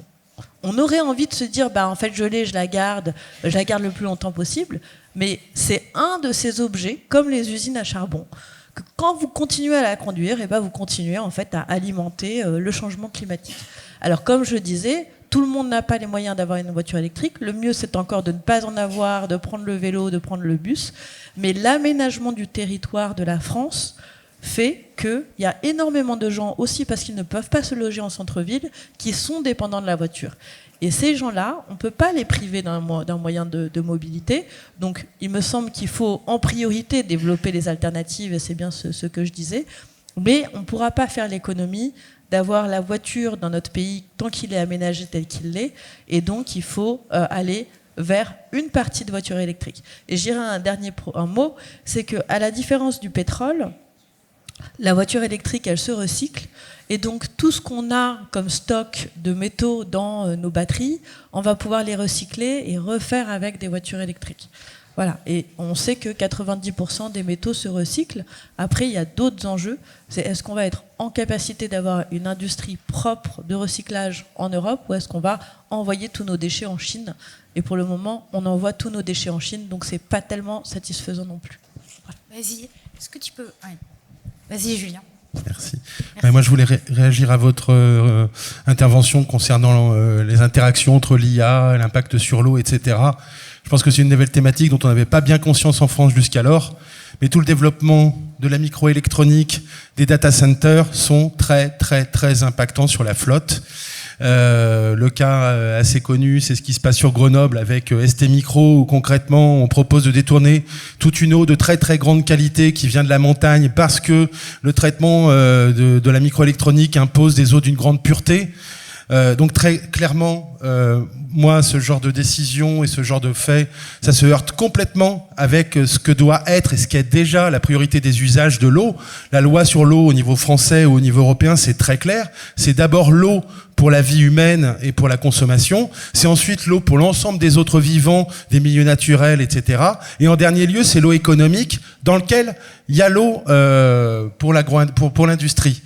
Et il faut bien croire qu'il y a une très très forte tension sur l'eau qui est déjà présente et qui va se renforcer à l'avenir, puisque vous n'êtes pas sans savoir qu'actuellement au Sénat, il y a une loi INI qui est en train de passer, la loi d'urgence agricole, qui a vocation à complètement déréglementer la gestion de l'eau, les modes de gouvernance, etc. À tel point, c'est un assaut de l'agro-industrie tellement important que même le MEDEF a demandé à ce que on rétropédale. Vous voyez un petit peu, quoi. Hein. Moi, j'avais jamais vu une telle déclaration du MEDEF qui dénonçait, attention, l'accaparement de l'eau par le monde agricole. On en est là. Merci. Une autre Une intervention de Oui, là-bas. j'ai une petite question taquine pour Swan. Quand tu disais qu'en gros, on demanderait à Total d'interdire d'extraire et de produire du pétrole en France et à l'étranger, qu'est-ce qui empêcherait que ce projet-là soit fait par un autre? Et comment faire qu'une action locale, nationale, puisse avoir un impact international, et comment faire en sorte qu'on ne soit pas le dernier village comme d'autres, à essayer de mettre en place des choses, mais qu'au final, ça nous revienne dans la figure comme un boomerang. Pour simplifier, comment faire face à la force du capital et de l'argent? C'est-à-dire que c'est joli, mais est-ce que c'est pas contre-productif au final? Oui, merci pour la question. Alors, je pense que je vais essayer de répondre de façon courte parce qu'on pourrait en faire un débat pendant 1 heure. La première chose, c'est sur le devoir de vigilance. Ça a été une proposition qui a été portée en 2010 avec exactement cet argument. On a les responsabilités du capitalisme français, mais à quoi ça allait servir? Et après, c'est devenu une législation européenne. Alors, si on veut l'histoire complète, Donald Trump, en novembre dernier, et Bloom s'est battu là-dessus. J'ai passé 6 mois de ma vie à essayer de lutter contre ça, mais Donald Trump a fait de l'ingérence au Parlement européen pour détruire une partie du devoir de vigilance, notamment sur les plans de transition climatique. Donc les législations vont et viennent, et ça dépend des équilibres politiques. Toute législation peut être adoptée un jour et détruite le lendemain, mais si on adoptait cette législation en France, à ce moment-là, la France aurait un intérêt stratégique énorme à ce que ça devienne une législation aussi européenne, sachant que toute l'Europe est confrontée à ces canicules et que la question de l'atténuation se pose dans toute l'Europe. Ensuite, c'est aussi un mouvement mondial, puisqu'il y a quelques mois, la France, avec une quarantaine, je crois, de pays, était à Santa Marta pour créer une feuille de route sur la sortie des énergies fossiles, en se mettant à distance, mais en parallèle de ce qui se fait au COP, mais pour se dire, au lieu d'attendre l'Arabie Saoudite, déjà, est-ce qu'on ne peut pas faire, nous, et à 40 pays, quelque chose? Et si la France, puis l'Union européenne, décidaient d'avoir une législation pour sortir des énergies fossiles, on n'en sort pas du jour au lendemain, c'est juste on interdit l'expansion, ce qui veut dire qu'après, Total peut continuer à exploiter les puits existants. Après, il va falloir les fermer, ces puits existants, avant leur exploitation complète, parce que sinon, on va dépasser les 2 degrés. Mais on sera en capacité, on aura une motivation certaine à ce qu'on décarbone notre économie et qu'on ne soit plus dépendant des fossiles, parce qu'on sait qu'au moment où les puits et les mines de charbon et les puits pétrole et gaz détenus par les entreprises européennes seront vides, alors on sera à court. Et donc on verra notre production décroître de 3-4% par an, puisque c'est comme un puits perd 3 à 4% de productivité chaque année. Et donc c'est ce qu'il faut qu'on fasse selon les scénarios scientifiques. Et donc on sera motivé à le faire. Il faut se rendre compte qu'il y a plein de pays dans le monde qui font leur transition énergétique. Par exemple, au Pakistan, on a un boom de l'industrie solaire qui est en train de révolutionner le mix énergétique au Pakistan. C'est le cas aussi au Brésil, au Texas, en Californie. La Chine est en train d'investir massivement dans les renouvelables. On verra ce que ça donne cette année, mais l'année dernière, la Chine était à son plateau. C'était la première fois que la Chine n'émettait pas davantage de CO2 d'une année sur l'autre. Donc l'histoire n'est pas jouée. Et donc, vu que l'histoire n'est pas jouée, parce qu'on a beaucoup de progrès dans les énergies renouvelables, éoliennes et solaires notamment, le développement des batteries, il y a tout un secteur des renouvelables qui explose, dont on parle finalement très peu, mais si on met l'argent, les dizaines de milliards d'euros que met l'industrie fossile Total Energy chaque année dans l'expansion, si on la met du côté des renouvelables et dans la sobriété, eh ben on peut s'en sortir. Et donc la question, c'est juste, il faut couper les ailes de l'industrie fossile, qui nous expliquait encore, Patrick Pouyanné nous le faisait encore sur Quotidien il y a une semaine, je n'ai aucune responsabilité dans le changement climatique, je ne suis pas responsable de la canicule, il faut climatiser, et de toute façon, il y a une demande.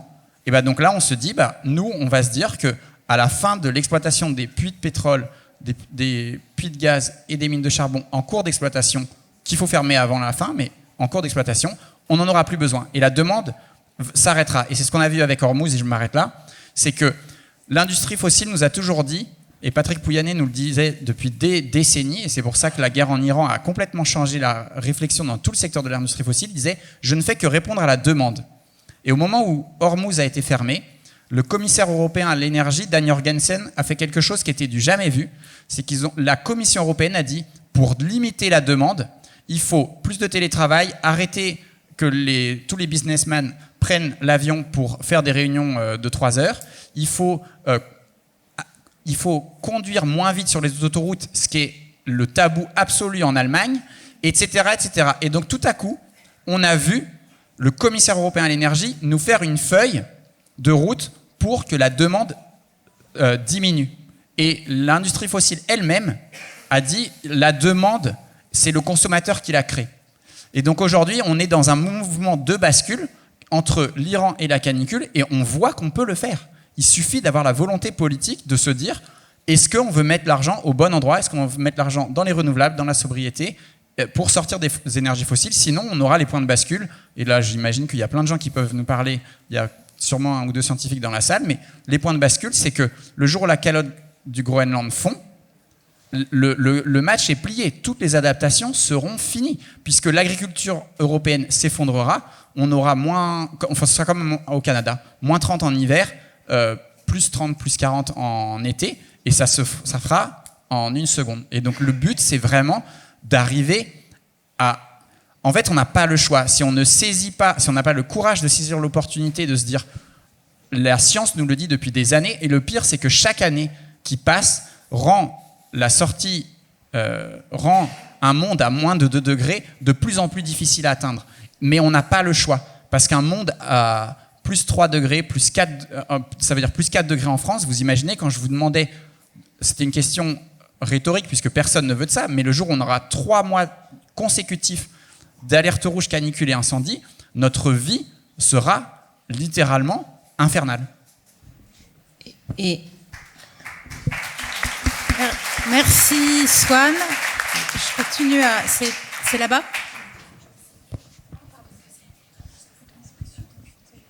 Bonjour. Moi, j'avais une question par rapport aux différentes lois qui sont proposées. Je me demandais si on pouvait inclure également les plans locaux d'urbanisme, les PLU, dans ces lois-là. Parce qu'en fait, moi, ce que je constate, je vis dans le 95, c'est que je vis dans une ville qui est séparée de façon à ce qu'il y a les zones résidentielles et de très loin, il y a les zones commerciales. Donc en fait, nous, on n'a pas forcément envie de prendre la voiture. Et quand il y a une boulangerie pas loin, une boucherie pas loin, et qu'on peut marcher maximum 30 minutes, on veut le faire. Enfin, prendre la voiture, c'est très chiant parce qu'il y a des embouteillages, parce que ça nous prend la tête. Du coup, on se demandait, à la place de construire comme ça, sans prendre en compte justement l'humain, dans nos plans locaux d'urbanisme, genre les résidences par là, les zones commerciales par là, les écoles par là, mélanger un peu plus tout ça pour tout simplement réduire les temps de trajet des individus. Je me demandais si ça pouvait être aussi subordonné à ces lois-là. Voilà.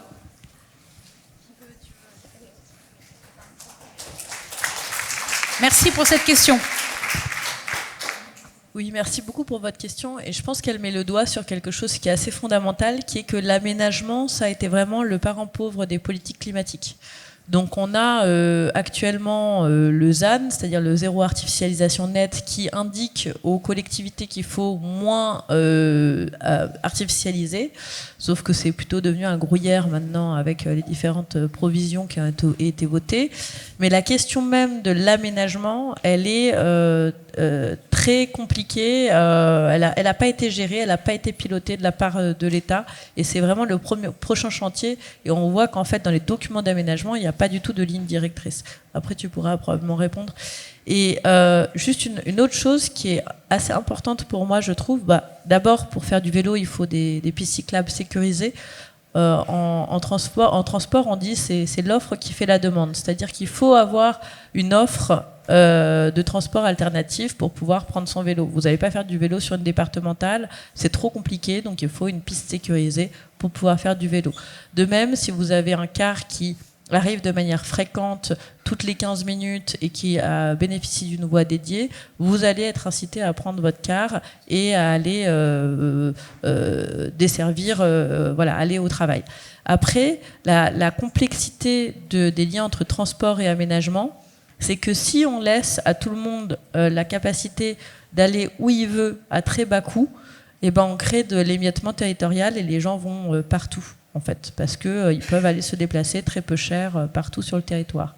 Et donc, il va y avoir un enjeu assez fort d'adaptation qui va être comment est-ce qu'on structure nos axes de transport pour mettre les gens là où on a envie qu'ils soient, là où il y a moins de risques d'adaptation, moins de risques de feu, moins de risques de surface inondable, etc. Comment est-ce qu'on organise nos transports de manière à ce que les villes aillent, les lieux de vie se développent là où il faut.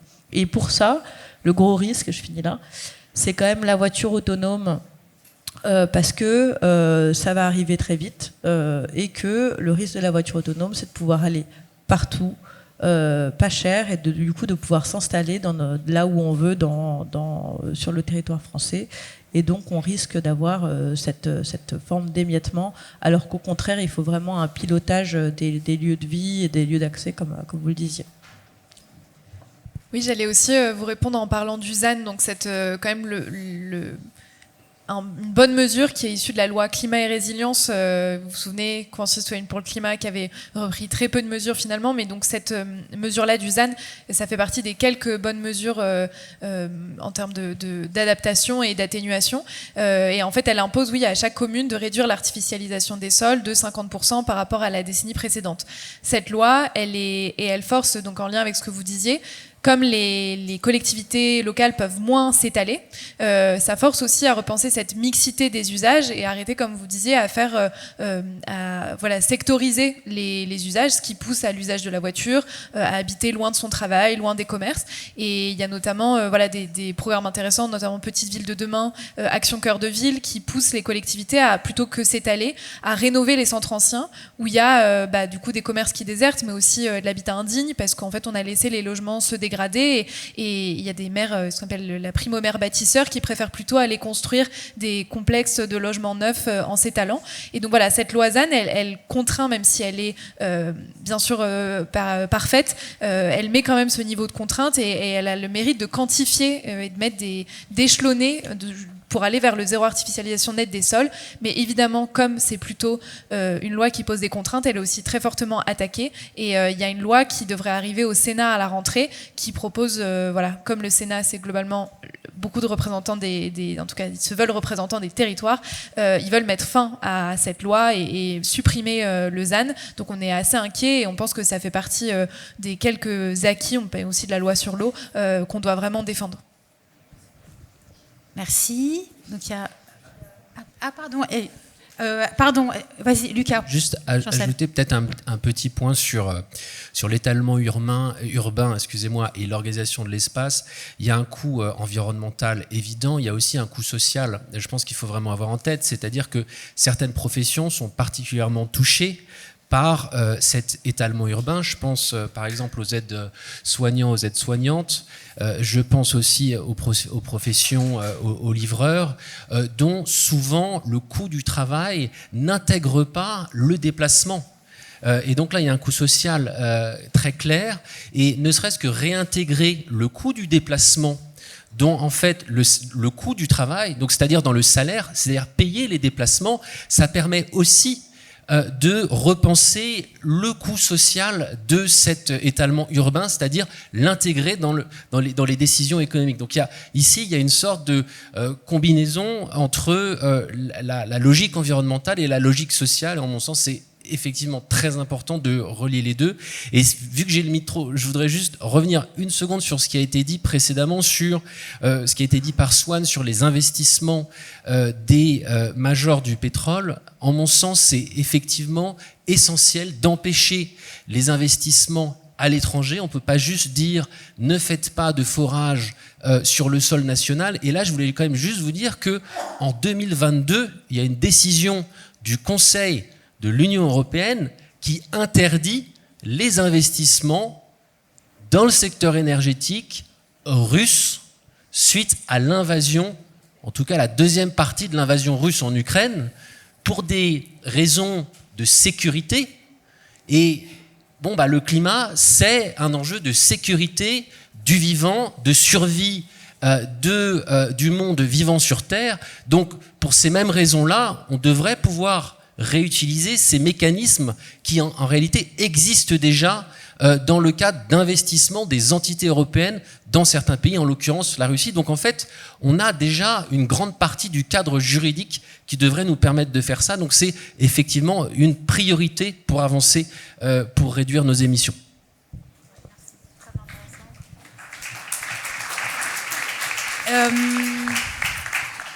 Mes chers amis, on en est où?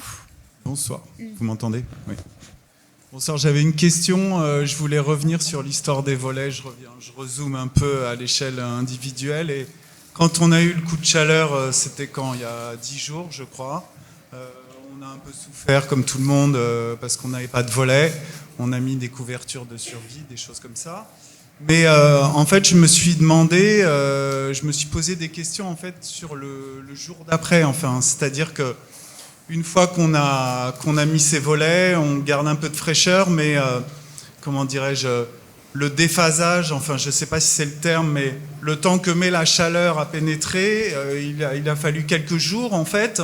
Et quand bien même on était relativement bien protégés, au bout de 4-5 jours, la chaleur, inexorablement, elle pénètre, inéluctablement, et en fait, les apparts sont surchauffés. Alors, pour nous, ça va parce que, bon, on est en bonne santé, tout va bien, mais très vite, ça atteint 32, 34, et en fait, ça va se reproduire forcément. Donc, en fait, je pense que les volets, c'est très bien, mais c'est un peu court-termiste. C'est quoi le coup d'après?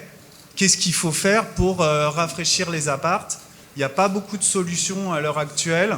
On parle de climatiseurs, rafraîchisseurs d'air, pas climatiseurs, mais ça n'a pas l'air de fonctionner très bien d'après les infos que j'ai récupérées. Qu'est-ce qu'on fait de mieux? Est-ce qu'on va chercher l'air dans les caves pour les remonter? Enfin, j'ai pas entendu grand-chose en fait. Il existe du froid en dessous. Quelles sont les solutions qui s'offrent à nous, assez faciles à mettre en place parce que tous les apparts, notamment parisiens, sont compliqués, on ne peut pas creuser, on ne peut pas aller installer des canalisations pour rapporter, comme fait Fraîcheur de Paris. Enfin voilà, donc est-ce qu'il existe des solutions pour le coup d'après? Alors vous avez raison de le dire, en effet c'est pas avec des volets qu'on va bien vivre sous 45 degrés à Paris. Ce qu'on dit c'est qu'en fait c'est des gestes préalables qu'il faut avoir avant de penser d'autres solutions, notamment quand on parle de la clim. Les volets ça permet quand même, et les couvertures de survie ça fait pas tout à fait la même chose, enfin ça limite les dégâts mais c'est pas aussi efficace que notamment des volets en bois. Les volets permettent quand même de faire baisser la température ou limiter la surchauffe de l'ordre de quand même 5 degrés. Et quand même, parce que là, on parle... Enfin, il y a un risque aussi à ce qu'on s'habitue à ce qu'il fasse 35 degrés chez nous. Et quand même, c'est pas une question à l'échelle individuelle, on va tous s'habituer. C'est pas comme ça que le corps fonctionne. Il y a des normes qui ont été fixées notamment par l'INSERM et l'OMS. On parle en fait, il faudrait arriver à une température de... pas plus de 26 degrés la nuit et 30 degrés la journée. Et c'est là qu'on revient aux solutions, c'est qu'en fait, oui, il faut empêcher l'entrée du soleil la journée, mais il faut aussi pouvoir faire sortir la chaleur la nuit. Et donc là où on a surtout un sujet en ville avec l'effet d'îlot de chaleur urbain, c'est qu'en fait, on peut pas faire sortir la chaleur la nuit parce que la température avec tous les matériaux, le béton, le bitume, l'usage massif de la voiture, la température ne redescend pas la nuit. Et donc, en effet, il y a ce sujet d'empêcher la chaleur de rentrée, c'est le préalable, mais il faut aussi permettre à tous les logements de pouvoir surventiler la nuit, faire des courants d'air. Ça pose la question aussi de traiter tous ces logements qui sont mono-orientés, les chambres de bonne sous les toits. Il y a aussi une question de restructurer certains bâtiments qui en effet ne vont pas être vivables dans un climat avec des températures à 45 degrés. Et en fait, il y a plein d'autres solutions. En effet, aujourd'hui, on parle de clim comme si c'était une solution généralisable. En fait, il y a plein de modes de rafraîchissement différents. Ce dont vous parlez, c'est ce qu'on appelle les réseaux de froid urbains. Il y a certains hôpitaux, plutôt des bâtiments publics qui sont équipés, qui viennent en fait capter la fraîcheur du sol et même de la Seine, qui permet de rafraîchir. Ça, c'est très peu développé en France et donc il faudrait en effet massifier ce genre de solutions, favoriser les climatiseurs les plus efficaces et pas les climatiseurs individuels, les mono-clim qui sont très consommatrices d'énergie. Mais surtout, en fait, il y a plein d'autres chantiers à mener. C'est la question aussi de la végétalisation. C'est qu'en fait, là, on parle de devoir se protéger de température à 45 degrés. Il faut d'abord arriver à baisser cette température. Ça passe par l'atténuation, mais ça passe aussi par des solutions d'adaptation. Et on sait que végétaliser, débitumer, ça permet de faire baisser la température en ville de plusieurs degrés, et donc on a une moindre chaleur à laquelle on doit adapter le logement. Donc voilà, il y a plein de solutions à accumuler. Et enfin, la question de la clim, nous, ce qu'on dit, c'est qu'en fait, ça doit être un dernier recours. Il faut se poser pas pour ou contre la clim, mais sous quelles conditions la clim, quelle clim et pour qui.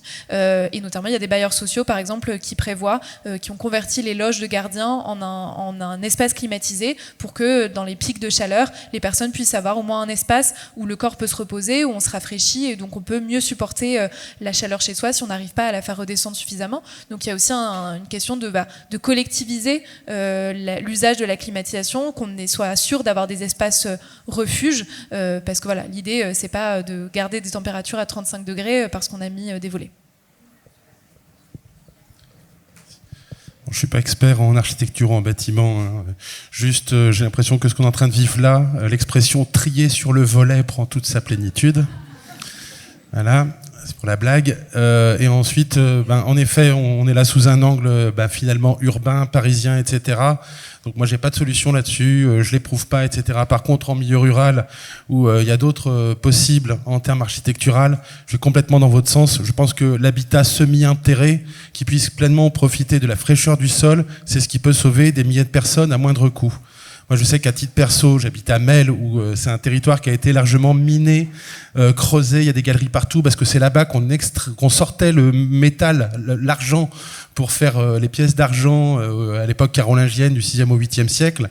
Et donc toutes les maisons, les vieilles maisons dans le vieux quartier de Melle sont équipées de caves qui en plus sont connectées entre elles par tout un réseau de galeries souterraines. Et très clairement, la maison où je réside, elle n'a pas dépassé les 20 degrés grâce à ce phénomène-là. J'entends bien, hein, ça ne fonctionne pas en milieu urbain. Par contre, en milieu urbain, et il y a l'exemple là, juste ici, hein, dans ces bâtiments-là, la végétalisation des toitures, c'est évidemment une solution qu'on peut mettre en œuvre. Alors, c'est pas dans toutes les toitures, etc. Mais voilà, là évidemment, il y a quelque chose qui est souhaitable, réalisable, reproductible, etc. J'ai dit. Merci beaucoup. Alors. Juste, je vais être très rapide. Je suis président de l'association Urgence Maisons Fissurées. Association créée en 2019. Et aujourd'hui, en 2026, on s'est battu. On a eu un gain en 2023. Il y a une proposition de loi qui a été votée à la quasi-unanimité pour ces sinistrés-là. Je ne vais pas en parler parce que Marie l'a déjà présenté qu'il s'agit d'une maison sur deux, construite sur des terrains argileux. Et aujourd'hui, c'est de pire en pire parce que ce sont des maisons qui souffrent quand il y a la canicule et quand il y a les inondations. Donc ça fait un phénomène. Et donc à chaque fois, on est très très menacé. Et donc, ce que je voulais dire par là, c'est que cette proposition de loi arrivée au Sénat, elle a été rejetée pour des raisons financières, parce que ça coûte 1 milliard. Nous avons des sinistrés qui nous ont appelés pour nous dire « Mais comment ça se fait, on nettoie la Seine pour 1 milliard et on ne trouve pas 1 milliard pour les sinistrés des maisons fissurées ?» Donc, moi je pense, je voudrais juste être là-dessus, je me réjouis d'entendre parler d'une proposition, d'une loi d'urgence écologique. Il y a plusieurs initiatives et ça me réjouit depuis le temps qu'on entend ce genre de convergence. Et merci beaucoup Mediapart pour organiser cette possibilité de discuter. Là, on est tous dans l'urgence. Et il y a et tout le monde en souffre, que ce soit l'eau, que ce soit la nourriture, que ce soit l'habitat. On en est là aujourd'hui. Il est grand temps aujourd'hui. Parce qu'il y a deux choses à la base, c'est la volonté politique et le financement. Alors la volonté politique, il y a eu déjà le truc citoyen pour le climat, la convention citoyenne pour le climat, ça fait 1 an.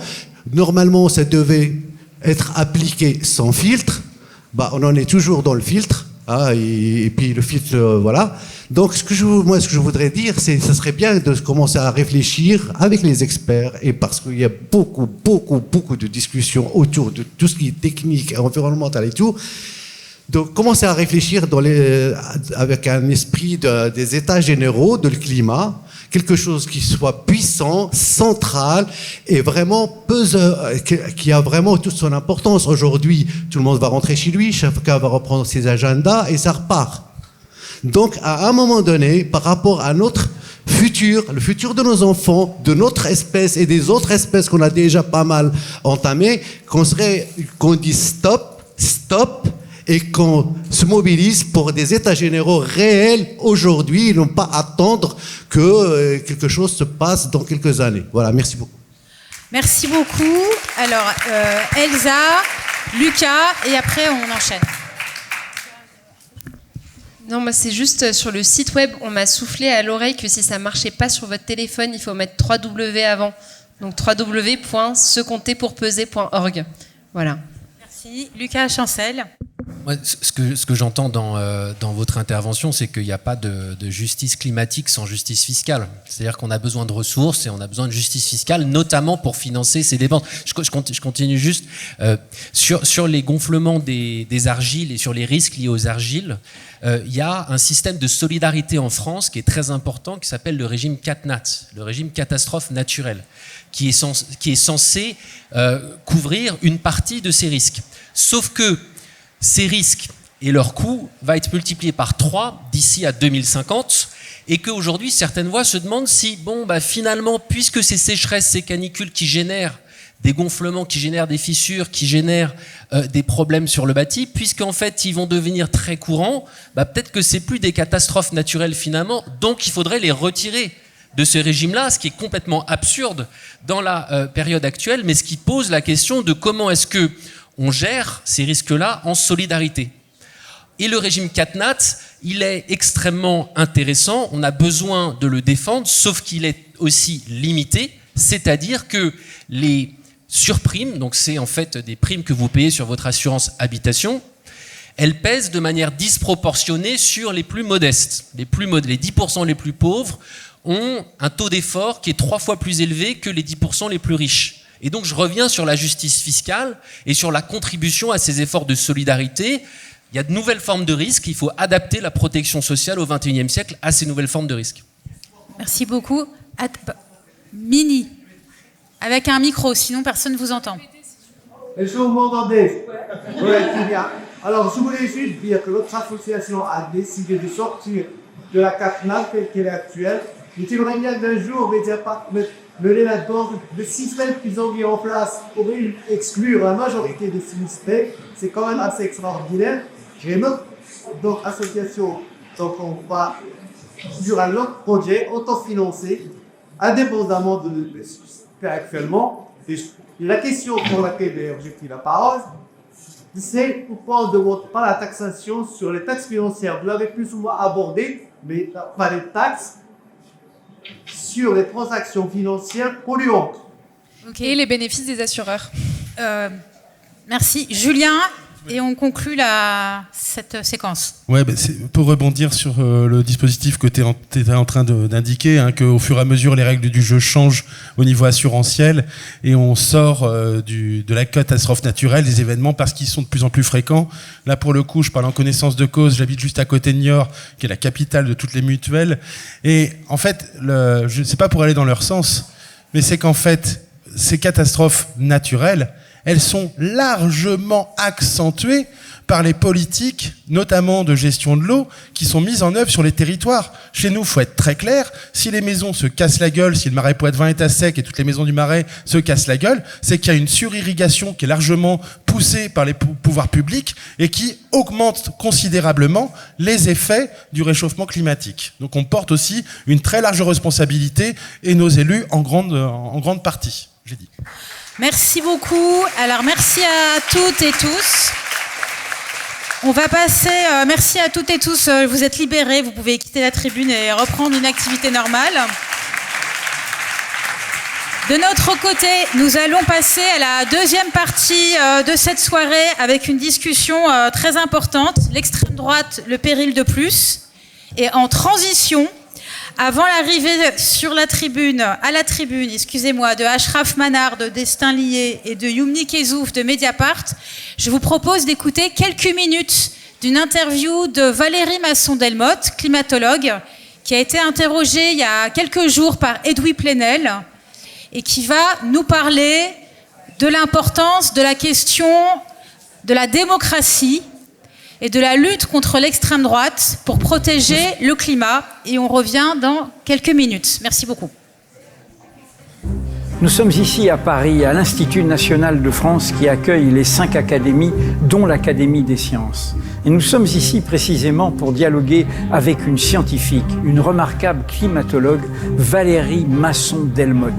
Elle ne cesse de sonner le tocsin sur une réalité que nous connaissons toutes et tous, parce que nous la vivons dans notre chair, là où nous habitons, là où nous travaillons, le changement climatique et la responsabilité humaine dans ce nouvel âge climatique que nous devons affronter. Nous allons en parler avec elle et parler des pouvoirs qui, par intérêt et avidité, veulent nier cette réalité, détruisent cette vérité. Bienvenue à l'échappée.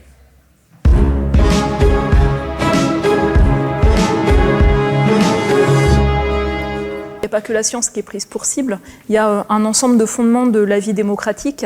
Et tout à l'heure, vous faisiez référence à ce discours atroce de Donald Trump à la tribune de l'ONU, dans un silence glaçant. Ce que je note, c'est que l'été dernier, la Cour internationale de justice a rendu un avis très important qui relie en fait la protection du système climatique par rapport aux émissions de gaz à effet de serre, à la protection de l'environnement et à la protection des droits humains fondamentaux. Et donc, la Cour internationale de justice, elle considère que les États ont des obligations par rapport aux émissions de gaz à effet de serre et à leur réduction. Il y a eu un vote à l'Assemblée générale de l'ONU au mois de mai 2026. 141 pays ont voté en faveur de cet avis. Plusieurs dizaines se sont abstenus, ce qui est très préoccupant. Il y a 8 pays qui ont voté contre. Les 8 pays qui ont voté contre, donc le fait de reconnaître une responsabilité par rapport aux émissions de gaz à effet de serre ou au climat, c'est les États-Unis, Israël, l'Iran, la Russie, la Biélorussie, l'Arabie Saoudite, le Yémen et le Libéria. Et parmi ces pays, on peut noter que, eh bien, ils partagent pour beaucoup d'entre eux un intérêt très grand à continuer à commercialiser des énergies fossiles. Et par ailleurs, comment dire, ils mènent des guerres brutales, toute forme de guerre en fait, directe mais aussi commerciale. Ils cherchent à torpiller finalement la coordination internationale telle qu'elle était construite depuis la dernière guerre mondiale. Et donc pour moi, en fait, cette attaque contre la science, elle va aussi en fait avec un glissement autocratique brutal, faire la guerre au climat, faire la guerre à la science. Mais aussi, cette dérive autocratique, elle s'appuie sur 3 piliers, en fait. Le populisme, flatter le peuple, et les scientifiques peuvent être perçus comme des élites auxquelles on va opposer parfois le peuple ou le bon sens. La polarisation, faire de tout quelque chose de clivant, au détriment de réponses complexes à des problèmes complexes. Et puis la dernière chose, c'est la post-vérité, n'être redevable de rien, mentir en permanence.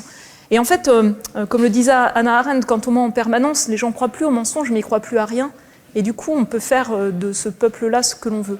Et pour moi, c'est ça le contexte dans lequel je suis très inquiète, pas uniquement comme scientifique, pas uniquement comme climatologue, mais comme citoyenne. Mediapart.